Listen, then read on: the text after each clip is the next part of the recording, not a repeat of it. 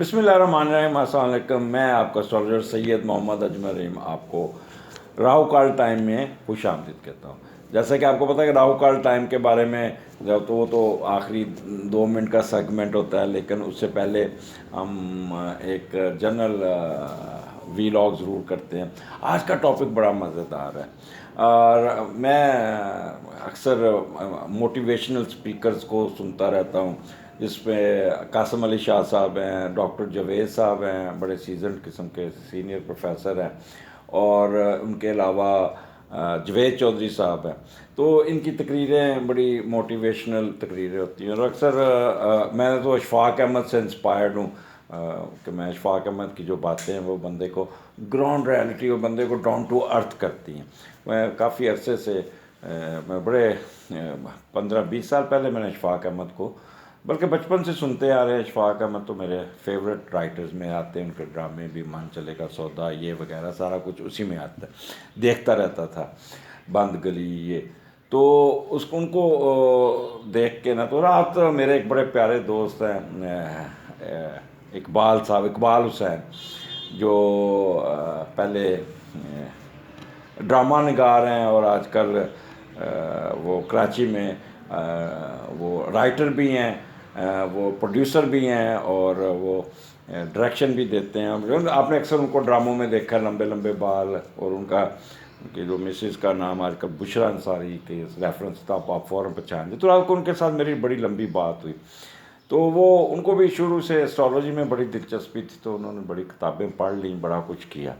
तो रात जब मैंने कहा कि मोटिवेशनल स्पीकर, तो उन्होंने कैका लगा दिया। तो बड़ी डिस्कशन हुई, जिसका जो लबे लबाब ये था कि मोटिवेशनल स्पीकर ख्वाब दिखाते हैं, सब्ज़ बाग दिखाते हैं, आपको चार्ज करके छोड़ देते हैं। जबकि एस्ट्रोलॉजर जो है ना, जो मोस्टली जो हमारे माशरे में, वो डराते हैं और डरा के आपको बंद कमरे में डराने के लिए टकरे मारने के लिए छोड़ देते हैं। सो मोटिवेशनल स्पीकर का तो ये उन्होंने कहा था, problem plus problem plus problem is equal to problem, ये वो है। और एस्ट्रोलॉजी का उन्होंने कहा था, उन्होंने मेरी बड़ी तारीफ़ की कि आपकी जो है ना वो problem plus problem is equal to solution. आप जब किसी को बताते हैं तो अगले बंदे को सोल्यूशन दे के रिलैक्स करने की कोशिश करते हैं, this is the proper way to deliver. खैर, मैं शुक्रगुजार हूँ कि उन्होंने मुझे थोड़ा सा बूस्ट अप किया, लेकिन बड़ी उनकी डिस्कशन बड़ी अच्छी थी। कहते हैं मोटिवेशनल स्पीकर जो होते हैं ना, वो उनकी वो उन्होंने बड़ा लोगों को ऑब्ज़र्व किया होता है, और उधर से कोई चीज़ ले ली, कोई उधर से ले ली, कोई अशफाक अहमद को पकड़ लिया, कोई वासफ़ अली शाह साहब को पकड़ लिया, मुमताज़ मुफ्ती को पकड़ लिया, और उसमें वो तैयार करके ना वो आप लोगों को अपलिफ्ट करते हैं। उनका ये मिसाल उनकी ऐसी है कि आपको एक है थोड़ी सी मिसाल इस तरह की कि आप सराह में जा रहे हैं, तो आपको वहाँ पे बड़ी खूबसूरत लड़की मिल जाती है। आप उसके साथ बड़ा फेयर करते हैं, बहुत उसके साथ इंटरेस्ट को, जब वो फुल आपके पास इंस्पायर हो जाती है, तो आप उसी बीच में छोड़ के चले जाते हो। बेचारी बाद में टकरे मारती फिरती है और फिर ढूंढती फिरती कहाँ गए। तो ये काम आपका मोटिवेशनल स्पीकर का है। वक्ती तौर पे ख्वाब ज़रूर आते हैं, सब्ज़ बाग देखते हैं, लेकिन एंड रिज़ल्ट आपको कुछ भी नहीं मिलता सिवाय डिप्रेशन के। इसी तरह कहते हैं एस्ट्रोलॉजर तो 2 नंबर के एस्ट्रोलॉजर है, वो लोगों को डराते हैं, हो क्या हो गया, ये हो गया, ऐसे होगा, मैं आपकी किस्मत चेंज कर दूंगा, वो करते हैं। और वैसे भी हम लोग सुपरस्टिशियस हैं, तो शायद मेरी ये किस्मत तब्दील कर दे। जैसे कि मैंने पहले भी बताया हुआ है, कोई कहता है मछली पानी में छोड़े, कोई कहते हैं इतना गोश्त ला दें या मुझे पैसे दे, कोई कहता है लो बना के देता हूँ, कोई और ये कोई आपको लंबी लंबी तस्वीरों पे लगा देंगे कि जैसे आपने नहीं पढ़नी तो मैं पढ़ लूँगा, कोई इस किस्म का चीज़ें। तो बेसिक चीज़ जो एस्ट्रोलॉजी मैं जो जेन्युइन एस्ट्रोलॉजर होगा, वो कभी आपको डराएगा नहीं, कभी आपको वो आपकी सुनेगा, वो आपकी बातों को लेके ग्राउंड रियलिटी में घुस जाएगा, और उसके बाद उसका वो सलूशन निकालेगा।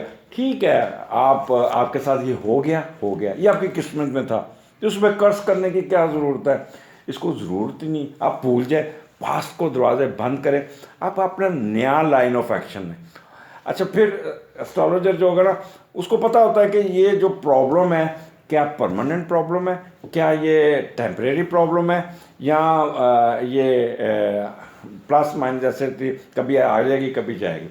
तो वो उसको मेंटली प्रिपेयर करेगा। अगर आपका वक्ती तौर पे सन नेगेटिव हो गया किसी लेडीज़ का, तो उसके वो अब मियाँ के साथ प्रॉब्लम शुरू हो जाएंगे।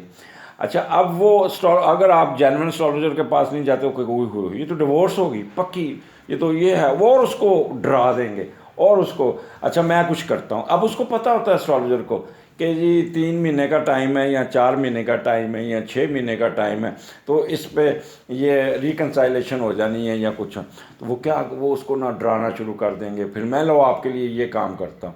तो ये चीज़ें, जो बंदा आपसे पैसे मांग के आपको कि जी मैं इसमें आसानियाँ पैदा कर देता हूँ, तो वो एस्ट्रोलॉजर नहीं होगा, वो होगा वो लूटने वाला, डराने वाला, और आपसे आपको अपना मकसद पूरा करने के लिए।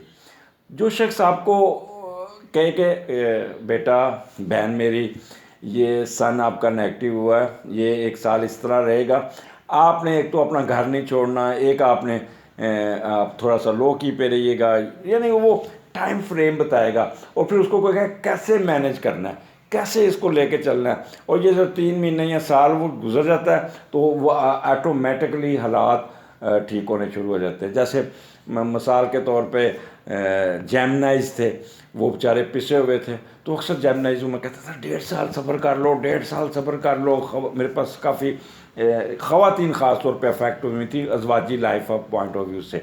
और ये दूसरा पाइसिस वाले, तो मैं उनको समझाता था कि ये एक टेम्परेरी फेस है, ये खुद ब खुद ठीक हो जाएगा, आपको कुछ करने की ज़रूरत नहीं, बस आप खुश रहें अपने आप को। वो एक काउंसलिंग जिसे कहते हैं ना, वो काउंसलिंग करना कि problems plus problem is equal to solution and relaxation. Astrologer वो अच्छा होगा जब वो आपसे उठ के जाए तो वो रिलैक्स फील करे, वो बहुत बजाय कि वो ख्वाबों की दुनिया में चला जाए, वो एक अपने आप को वो जो आपने मोटिवेट किया, तो उसके ना रिसोर्सेज है उस लेवल की मोटिवेशन पे जाने पे, ना उसका आईक्यू लेवल है, ना उसका वो, आप उसको एक ख्वाब दिखा के आप चले जाते हैं।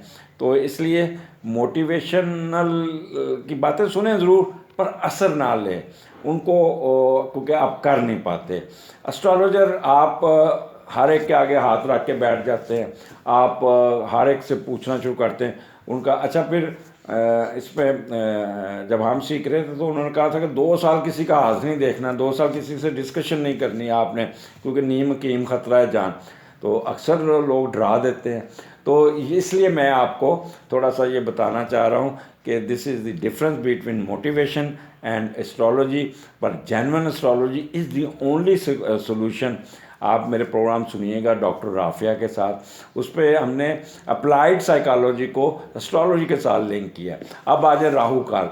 राहु काल वो टाइम है, दिन का वो 90 मिनट है जिसमें आपने कोई फैसला नहीं करना, कोई डिसीजन नहीं लेना, कोई गलत डिसीजन हो जाएगा, कोई आपके साथ दक्षत गलत हो जाएंगे और आपका सारी रुकावटें आ जाएंगी।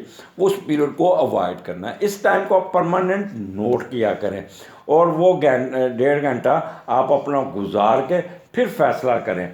कोई सफ़र ना करें, घर से बेशक करना तो अपना उस टाइम को निकाल के, और इस पर फिर रिसर्च किया करें, देखा करें कि आज राहु काल था, क्या हुआ उस वक़्त। तो अक्सर आपको पता चल जाएगा कि उस पीरियड में आप काफ़ी ख़राब हो गए। फिर एक मुझे यूके से एक बंदे ने लिखा, सर यूके का राहु काल का क्या टाइमिंग है। तो मैंने उनको कहा कि आपको सूरज निकलने से सूरज गुरूब होने के दरमियान को उस बार जो मैं टाइमिंग बताई है वो आप अपने टाइमिंग ऑब्जर्व कर लें, थोड़ा बहुत प्लस माइनस कर लें। तो मंडे को 7:30 से 9 बजे का टाइम है राहु काल का, और ट्यूसडे को 3 बजे से 4:30, वेडनेसडे को 12 बजे से 1:30 बजे, थर्सडे को 1:30 बजे से 3 बजे, फ्राइडे को 10:30 से 12 बजे, सैटरडे को 9 बजे से 10:30, संडे को 4:30 से 6 बजे के दरमियान। आपने कोई डिसीजन नहीं लेना, कोई फ़ैसला नहीं करना, कोई एग्रीमेंट नहीं करना, कोई मेजर काम नहीं करना जिससे आपके सारे फैसले गलत पड़ जाएं, आपको लेने के देने पड़ जाएं। कोई बिज़नेस नहीं लॉन्च करना, कोई किस किस्म का आप कह लें कोई सिग्नेचर नहीं करने।